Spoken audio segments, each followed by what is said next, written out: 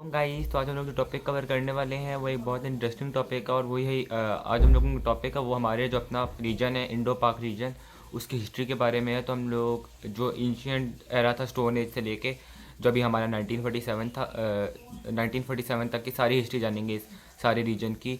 और ये हम लोग एक वीडियो में तो कवर कर नहीं सकते, तो इसको हम लोग पार्ट्स में कवर करेंगे 3 पार्ट्स के अंदर। तो आज हम लोगों की वीडियो का पहला पार्ट है। तो हम लोग प्री हिस्टोरिक एरा के बारे में पढ़ते हैं और आगे इंडस वैली सिविलाइजेशन और बाकी सब के बारे में पढ़ते हैं आज का वाली वीडियो में। हमारा पहला पीरियड था वो था पैलियोलिथिक एरा जो 7 लाख BCE से लेके 10,000 BCE तक। ये सारा जो जितना भी टाइम पीरियड था इसके अंदर पैलियोलिथिक एरा का इस सारे पीरियड को कहते हैं हम लोग। और ये जो एरा था इसमें जो लोग होते थे वो टाइप ऑफ हंटर्स होते थे और स्टोन के वो वेपन्स यूज़ करते थे और उसी से एनिमल्स को हंट करते थे और दरख्तों से ट्रीज से फ्रूट उतारते थे, फिशेस को पकड़ते थे और इससे उनका सर्वाइवल पॉसिबल हो सकता था। और जहाँ पे उन वक्त उनके जो उस वक्त होम्स होते थे वो एक नॉर्मल केव्स ही होते थे और वो सारे मिलके केव्स में ही रहते थे।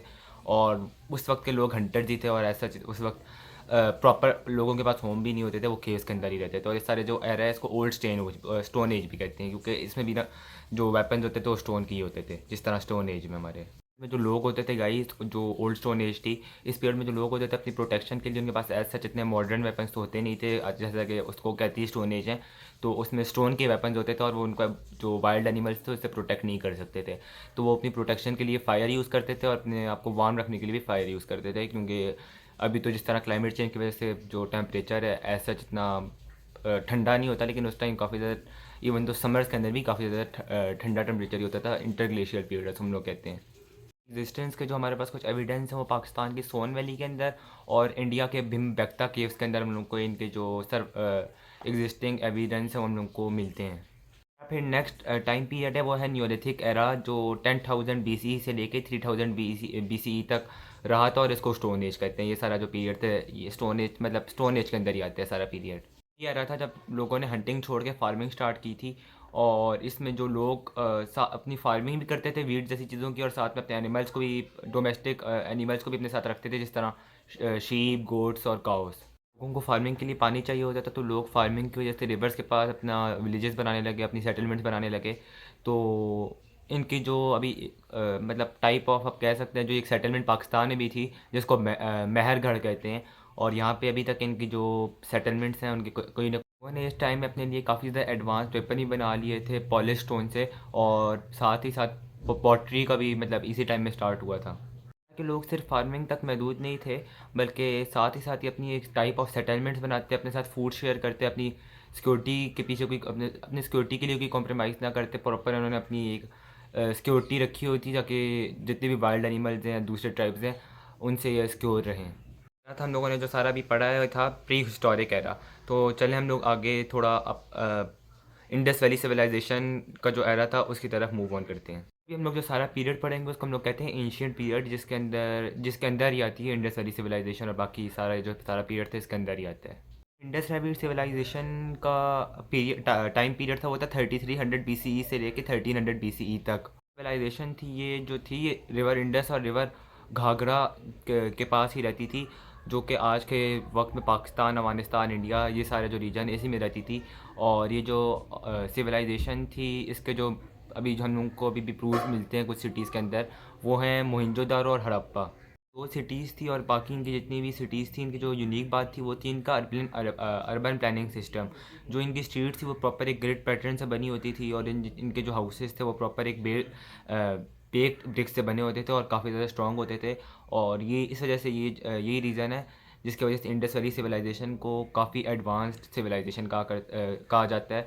बेशक वो अभी के अगर हम लोग लें उन हमारे से कुछ लोग ये मुझे नहीं पता कि हम लोग हमसे ज़्यादा एडवांस थे या नहीं, लेकिन उनका जो ड्रेनेज सिस्टम था वो हमसे काफ़ी ज़्यादा अच्छा था।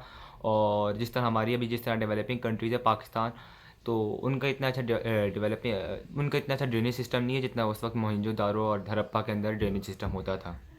जो इंडस वैली सिविलाइजेशन थी बाकी जो सिविलाइजेशन थी उनके साथ ट्रेड भी करती थी और ये काफ़ी अच्छे क्राफ्ट्समैन भी थे। और साथ ही साथ इन्होंने जिस तरह के हम लोगों का स्टोन एज था उसमें लोग हंटर्स थे पहले, फिर फार्मर्स बने। लेकिन ये लोग हंटिंग और फार्मिंग के साथ साथ दूसरी ऑर्गेनाइजेशन के साथ जिस तरह सॉरी दूसरी सिविलाइजेशन के साथ ट्रेडिंग भी करते थे, इनके रिलेशन भी दूसरी सिविलाइजेशन के साथ अच्छे होते थे और इस वजह से इनको कोई सिक्योरिटी के इशूज़ नहीं आते थे। इस सब के बाद फिर आगे आए थे आर्यंस। तो और जब जब आर्यंस आए थे उस टाइम को हम लोग कहते हैं आर्यन माइग्रेशन। जिसके अकॉर्डिंग जो सब कॉन्टिनेंट के अंदर आए थे वो 1500 BCE में आए थे। तो आर्यंस थे, ये इंडो यूरोपियन ट्राइब्स थे जो 1500 BCE में नॉर्दर्न पासेस जो थे जैसे हैबर पास उसके जरिए सब कॉन्टिनेंट के अंदर आए। अपनी लैंग्वेज संस्कृत लैंग्वेज की वजह से काफ़ी ज़्यादा पॉपुलर है, जो दुनिया की one of the most oldest language में से एक है। सेक्रेड टेक्स्ट जिस तरह वेदस भी लिखे। जो लैंग्वेज संस्कृत है और इनकी जो बुक थी वेदस, इसके बारे में हम लोग इतना डिटेल में जाने की ज़रूरत नहीं है, क्योंकि जो हमारे पाकिस्तानी कोर्सेज होते हैं जितनी भी ज़्यादातर एग्ज़ाम्स होते हैं, क्योंकि हम सारे पाकिस्तान में मुस्लिम मेजॉरिटी कंट्री है, तो इसमें ऐसा जिस तरह की वो आपसे क्वेश्चन या इस तरह के टॉपिक्स आपको नहीं देते, क्योंकि ये बुद्धिज़्म, हिंदुज़म और इस तरह के जो रिलीजन्स हैं उनसे थोड़े कनेक्टेड टाइप के टॉपिक्स हैं।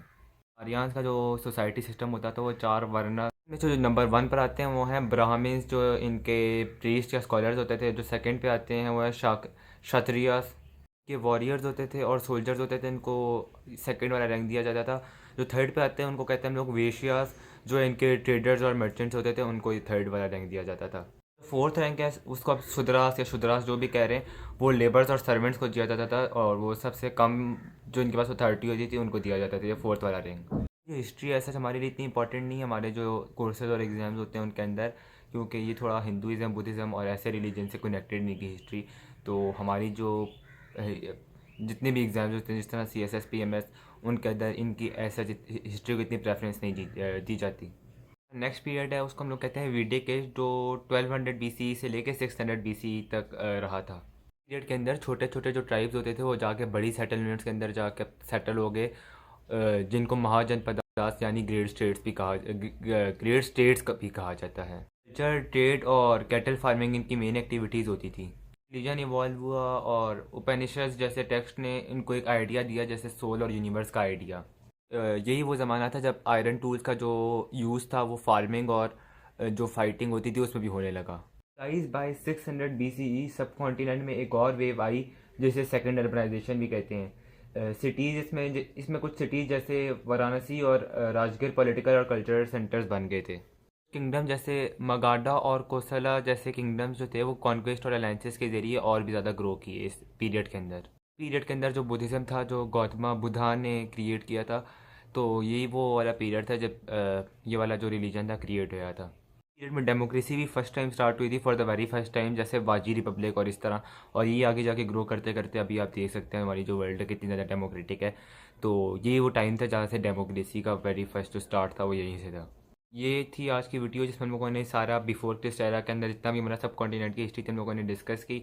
तो आज हम लोगों ने बिफोर क्रिस्ट एरा ख़त्म कर लिए, तो आगे हम लोग आप आगे जाके अपनी प्रॉपर हिस्ट्री पढ़ेंगे जिसके अंदर मुगल्स, अजनबिस और होरीज और ब्रिटिश और सारे इस तरह की किंगडम जिन्होंने इस रीजन पर रूल किए वो सारे आते हैं। तो कल हम लोग कल की वीडियो में वाला टॉपिक कवर करेंगे। तो आज के इस वीडियो में इतना ही, मिलते हैं आप लोगों से नेक्स्ट वीडियो में। तब तक के लिए अल्लाह हाफिज़ एंड बाय बाय।